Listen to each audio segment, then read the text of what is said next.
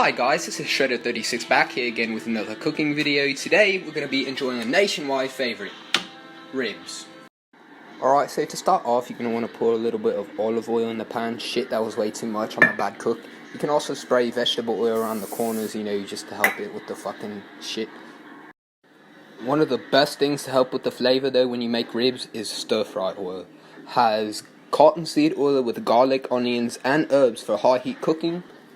Pour that all over there. It's amazing. Next thing you're going to want to do is turn on the stove to maybe medium heat. And then come over here, cut up 2 fresh garlic cloves. Onions work well to go along with it, but I didn't have any available, so yeah. Alright, when I was in Britain, they didn't teach me anything about using seasoning, so I'm going to get my friend Luigi real quick. Luigi! Yes, I come help you with the fucking video. Hello guys, time to cook the fucking ribs.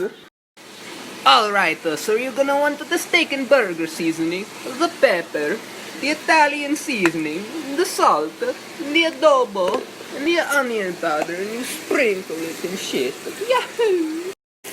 Now after you put the seasoning on, you want to push it in with the fork or whatever utensil you're using, and then you want to put in the fresh garlic.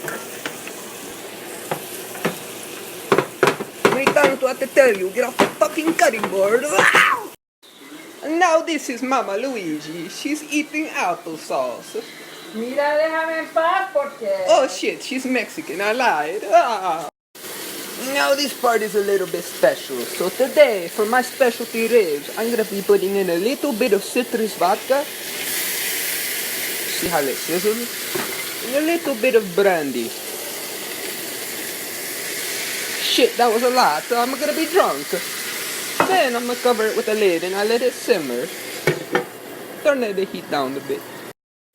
Now every once in a while you can take the lid off and put more of the stir fry oil so it stays moisturized and tender.